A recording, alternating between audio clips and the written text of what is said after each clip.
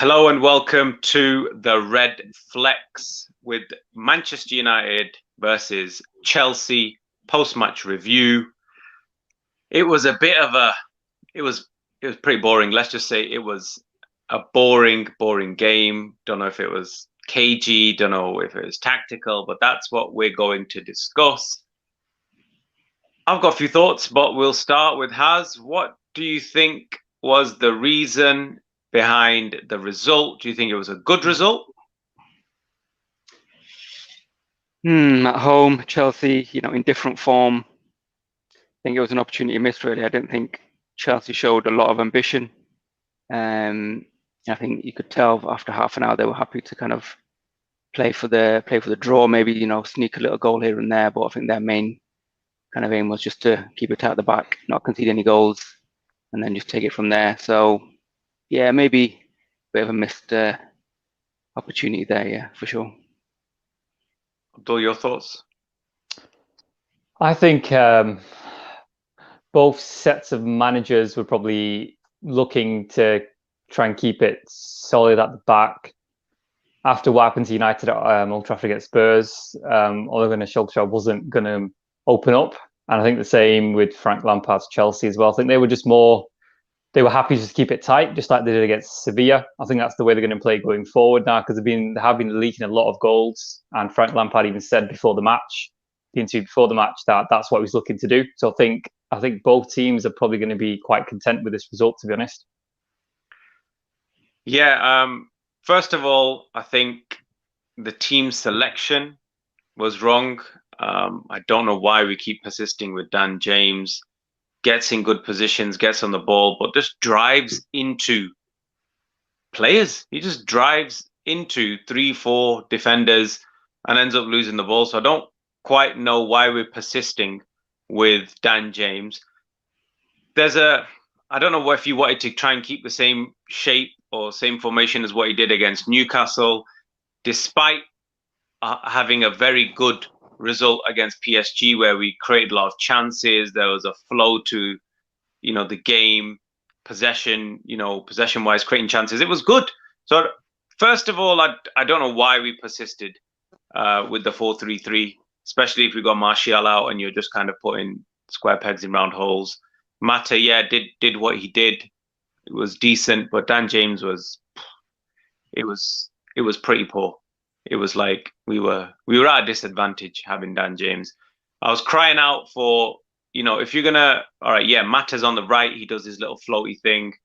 Could have put anyone on the left. Would have been a bit more output than Dan James. I would have been happy with Pogba there. Would have been happy with Donny van de Beek there. But I don't know why I don't know what it was, but he wanted to bring Maguire back in. I think he wanted to just prove that, look, we can still be solid. We don't have to play five at the back.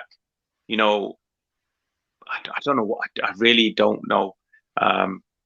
Tactically, yeah, we had we started off pretty poor. We had some possession. Later on into the second half, we didn't really. I don't think we were tested. Did De Gea have a save to make? I don't think he had a save to make in the whole game. He wasn't really tested. Mm-hmm. So the Dan James thing, yeah. When Chelsea looked like they weren't going to do anything and they were happy with the draw, I think Frank Lampard thought we were going to go 5-3-2. So he matched up 5-3-2. I don't think he's done that formation for a very long time. So he tried to match us up. So that maybe kind of threw us a little bit. But yeah, as soon as we knew that they were settling for a draw, we should have gone a little bit more positive. He did try Fernandes on the right, didn't work at all. Then put him in the 8, had a little bit more joy. But it just didn't have that feel of intensity. I think it was kind of, let's just see what happens. If we, like you said, I think the Man United and Chelsea formula going into this game was exactly the same. Let's just keep it tight. If we nick a goal, we nick a goal. They were super defensive, didn't really give us a chance. And that was that, really. It was tough to watch, to be fair.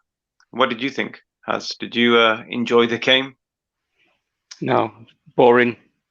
Probably the most boring game, the worst one that we've played in terms of entertainment. Going back to Dan James, I don't have a problem with him playing. I just think he needs to be put in the games where he's going to be most effective. So away from home, yeah, it makes sense. But any team at home that's going to play like a low block, it's absolutely pointless. You know, you could have, you know, you might as well play someone from the actual like reserves. You know, it's just pointless having him in the team. Something we've not touched upon. Gassim's not here, lads. You know why? He said if Dan James plays, he ain't showing up today. So that's the reason why he doesn't look at him today. So that's what he said. Might not be here for a couple of reviews by the looks of it. He said if Dan James plays, he's out. So anyone wondering where Gassim is, that's where he is. He's just in the hole. Yeah, also after the incident yesterday as well, I'm not sure if he's going to be back, to be honest. Yeah, there was an incident today. He just walked up and walked off. So yeah, I think it'll be interesting to hear from him again when he does decide to come back to the show. But yeah, going back to the game, I think it was Guy Neville on Sky was saying, you know, neither team's gonna have any complaints if they lose because they're just drifting through the game. It was just kind of just going through the motions, which it was, especially in the first half, and it ended up being a draw. So yeah, you know, no team can have any complaints. I think we'll take it on the chin. This game, it's another game unbeaten. That's 3 now. So, you know, if we can remain unbeaten by after the Everton game, you know, we probably can't really complain. But obviously, we don't really want too many draws. Looking forward to Wednesday now. Hopefully, we'll see Tranzebe back, which will be good. And then hopefully when we have Marshall up front as well, I think that'll give us a bit more of a flow as well. So in terms of performances, if you just want to quickly go through the players, Abdul, and give us your thoughts on how they performed. I don't think there's anyone who really kind of had a great game, to be honest. Other than you can maybe say the back four were good. We didn't let Chelsea have any shots or anything substantial anyway. So I think defensively we were good. I wasn't too happy with who we actually started with. And after the game as well, I think Solskjaer mentioned that this is a kind of reaction or as a result of the game against PSG, but that's his fault for choosing very similar plays again. We had a bench which was high quality bench. We had a very good player who didn't even get a game. Donny van de Beek. If there was issues with people being obviously not fit enough or they're feeling a bit didn't have the actual legs to play this game, Donny van de Beek would have been the absolute perfect guy for this game. But in terms of performances, Bruno Fernandes probably had his worst game this season, I think. Fred and McTominay were good. I mean, didn't really do anything going forward. Very high energy, I guess, just to keep out the Chelsea attack. So I kind of back 6, back 7 were good. But anything else going forward, very ineffective. I don't think Rashford should play number 9. I know he has to at this point.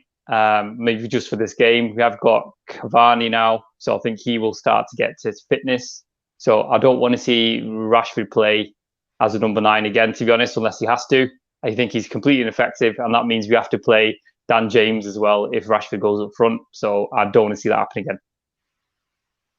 Yeah, same for me. De Gea didn't have anything to do. Wan-Bissaka, he's keeping up with his form. He had a couple of good interceptions. You know, he stopped a lot of breaks down their left.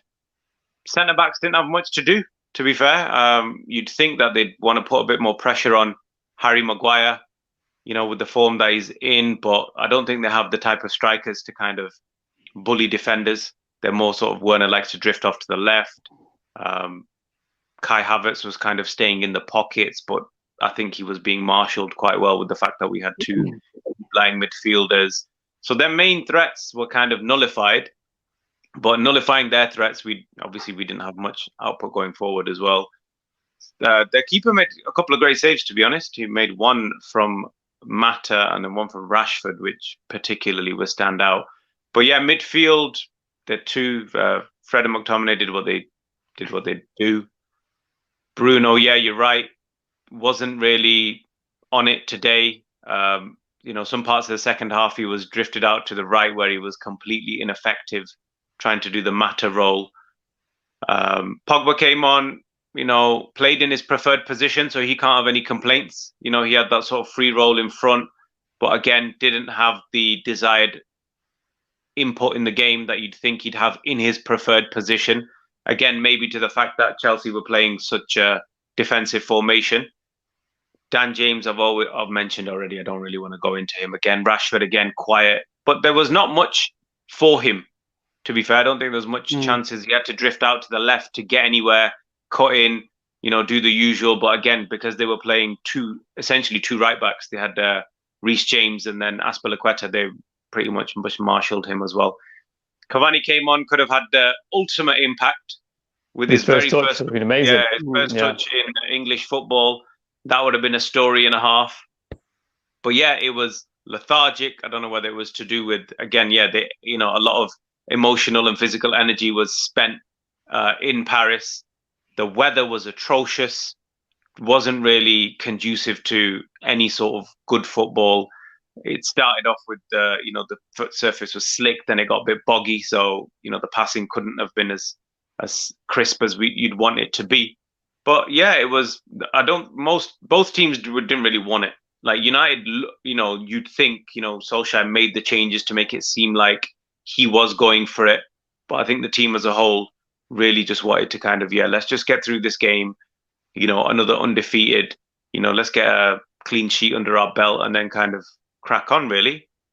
Harris, to be fair, there's not really much to add about this performance. It's other than the fact that it was disappointing. That we can make excuses for the team, like I said, maybe the weather, maybe whatever. But then do we start pointing fingers at Solskjaer? Like after 2 games where tactically he seemed very, very good, I personally would have stuck with the winning formula. Because to be fair, I think we're probably going to revert back to the 5 at the back against Leipzig anyway. So why not just continue with the pattern? Continue with the flow. Maybe it was playing on his mind that the last time we played Chelsea, we played the 5, and we got humbled in the semi-final of the FA Cup. So maybe that was playing on his mind. I don't know, but it was they cancelled each other out. That's the long and short of it, really. Yeah, it's a difficult one, isn't it? It's like after the game, what do you think? Are you thinking Solskjaer could have done something better? Was it the players? I just think he very rarely likes to play 5-3-2 at home. I think that's more of his kind of go-to away type performance formation. I can't remember the last time he played 5 at the back at home, to be fair. So yeah, I don't think he would have played that. And I don't think he's going to play that against Leipzig either. But yeah, obviously something needs to. I mean, you can say it was. They were still tired after the game in Paris, but it was up to him to kind of change it up. We've got Matic. We've a lot of plays on the bench. He was fresh. Centre back probably don't have an option. Tellez, could he played another game? I don't know, but we had Williams. Dalot's still around. Maybe he could have had a game. He's on loan.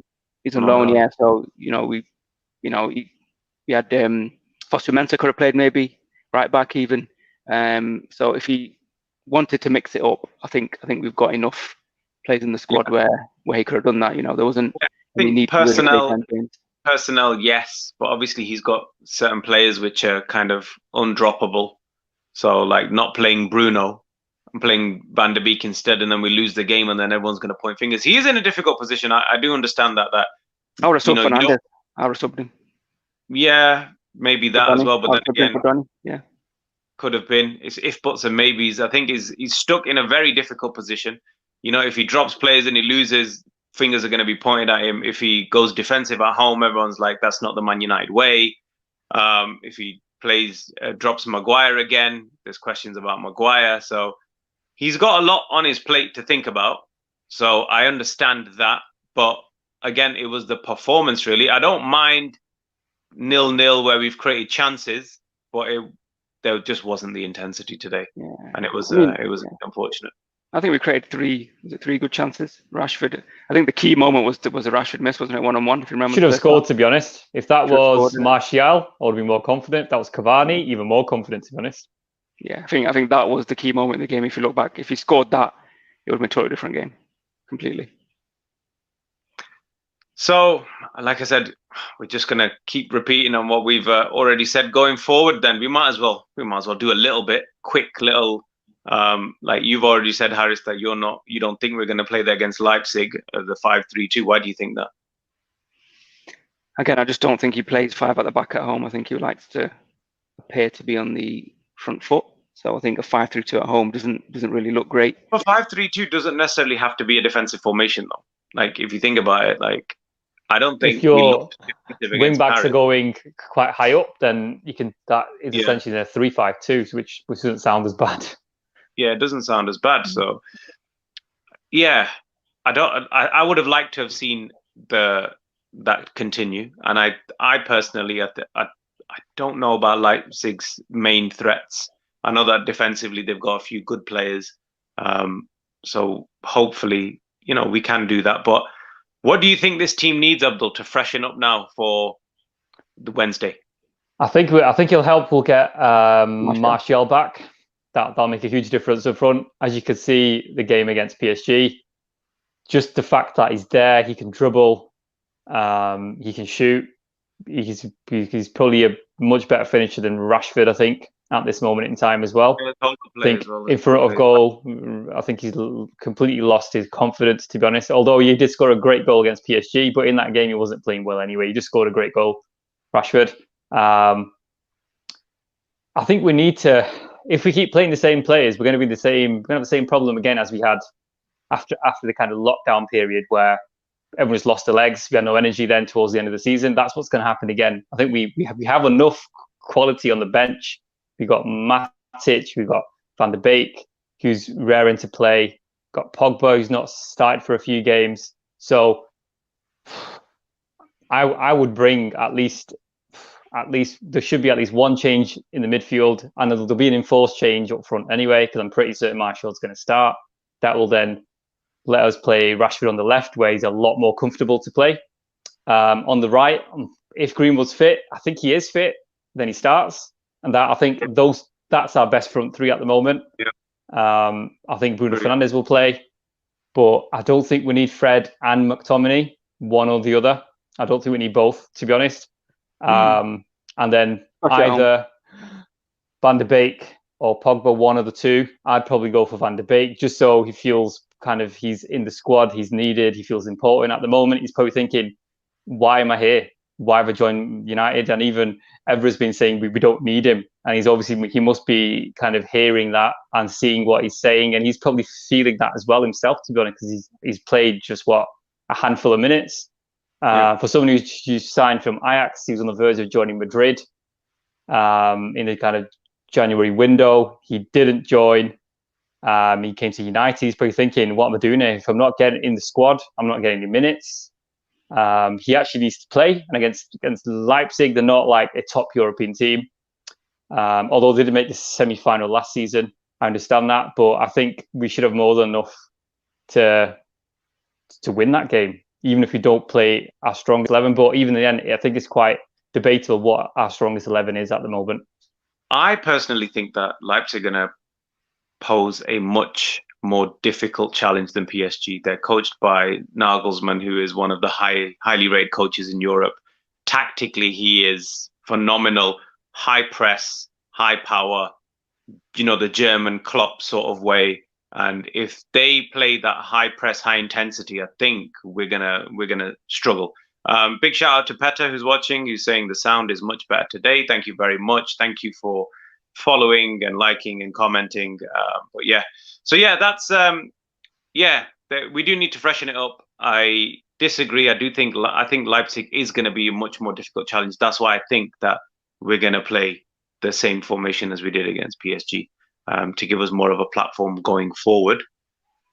Yeah, Martial makes a big difference. Obviously, him not being here, it highlights that fact. Cavani, yeah, he came in, had a few touches, but really was a bit of a passenger in the game because he's not fit.